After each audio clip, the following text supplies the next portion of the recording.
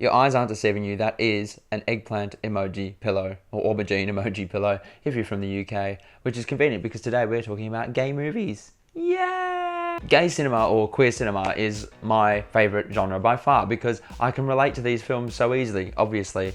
So gay. They talk about themes that I can directly relate to, and I'm also feel quite happy crying in a cinema full of people that are also crying at the same very theme. So here is a list of my top 10 favourite, not necessarily the best films of all time, but my personal favourite gay films that I think you should be going and watching if you haven't already. Number 10 is CEM Sake, which is a British documentary about the crystal meth, I believe, crystal meth and sex culture. It's like an underground culture in London, and it's made by Vice, exploring very difficult things. The first scene of this film is like, ugh, makes me like shiver. It was so hard to watch, but it kind of sets you up for what you're gonna see all throughout the film. It's a little controversial because it talks about, you know, bareback sex and intentionally spreading things like HIV and infection, and it's not an easy watch, but I feel it's important to watch it, and it really sort of like, you know, whacks you in the face. I'm not going to whack you myself in the face because the film did that. Number 9 is an Australian film called Priscilla, Queen of the Desert, which I'm sure most of you have seen because it's fabulous. Basically follows 3 drag queens, 2 gay guys, 1 transgender, I believe, driving across the Australian desert and dressing up and doing funny shit. Watch it, it's great. Number 8 is The Imitation Game. Now, I know this may not necessarily be considered a queer film, but the fact that the key character's sexuality, spoiler alert if you haven't seen it, is a big influence on the narrative and the story, I'm putting it in the list. The Imitation Game follows around Alan Turing, who is a real person who basically cracked the Nazi code during World War II and was able to decrypt their messages. Not only was this just such like an amazingly well-made film and well acted, Benedict Cumberbatch playing Alan, I just got the real feels from this, and it is like a war thriller. Well, it is a war thriller, but then you've got this great aspect of sexuality that it's dealing with during the 1940s as well.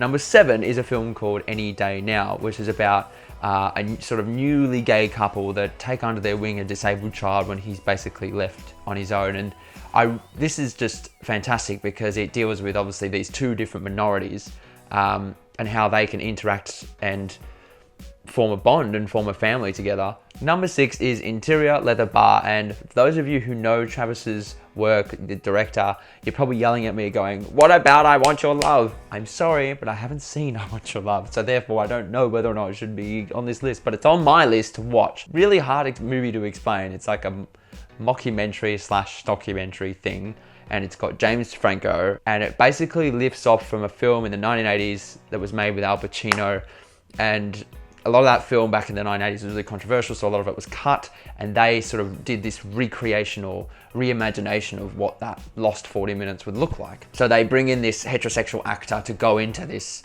scenes and you know, integrate with gay community, but you quickly find out that the film is pretty much an investigation of how he reacts to being inside gay leather bars, witnessing gay sex, all this sort of stuff. And I really enjoyed this movie because it deals with themes that everyone should watch to understand. And it's sort of unfortunate because the people that are going to see these films, they hear all the stuff that gets discussed by James Franco, who's there and in the action and watching everything.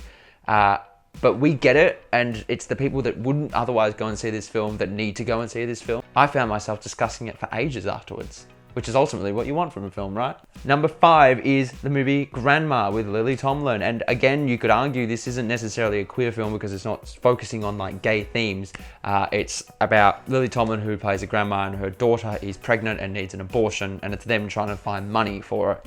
But because Lily Tomlin's character is a lesbian, the whole narrative is affected by all the individual characters they come in contact with gets changed based on her history and her sexuality. So therefore, it's important in understanding the characters and in understanding the story. It's hilarious. I mean, Lily Tomlin is just hysterical. Have you ever seen Grace and Frankie? Oh my God, funny. This is just like that times 10. It is so funny and so heartwarming. It's like a dramedy. Yeah, dramedy, that's what you call it.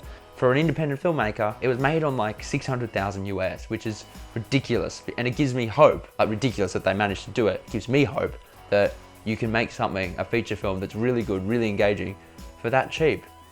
thumbs up. Number 4 is Holding the Man. Yes, I've read the book, I've seen the film. They are both excellent. The film made me cry like a fucking little bitch. It's an Australian film that came out in 2015 based on a very, very, very good book. And it's just, it deals with very typical, you know, queer topics of HIV and all that sort of stuff, which is fine.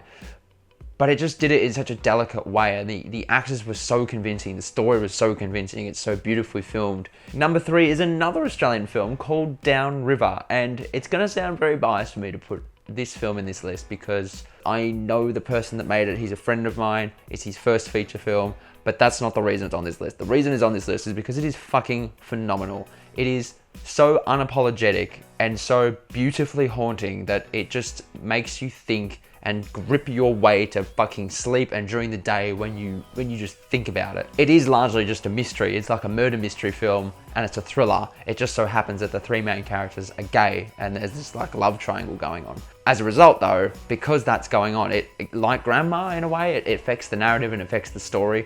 The thing I love is that they're gay characters and he doesn't fear in painting them as being, you know, doing questionable things or even evil things at times, or then you've got people doing good things, and it really is such a raw thriller and it makes you feel. It really makes you feel. Some of these scenes you are just sitting there just going, oh my God, this is so tense and so like forcing us to watch this. It really puts you in a position to think about everything that you're being presented with. And I just fucking love it. It is so good. It also just got like really bright in here, or has it been bright for a while? I try not to look at the screen anymore. This is too much sun. It is going down. There we go. Number 2 is a Brazilian film called The Way He Looks. And no, this is not the most amazing film ever, but it is just really adorable and makes me just want to cry into a pillow because it is about a young guy who is blind and coming to terms with his sexuality. But the fact that that element of having the main character as being blind, it really just throws all these interesting questions around sexuality and who you're attracted to, whether, and you know, the gender of people as well. It's just a really clever small element, just one little thing that they've thrown in there, and it just opens up a whole world of questions and makes the characters so much more interesting and so much more dynamic, and I love it. It's just beautiful. You just want to be like, oh yeah, that's a hug.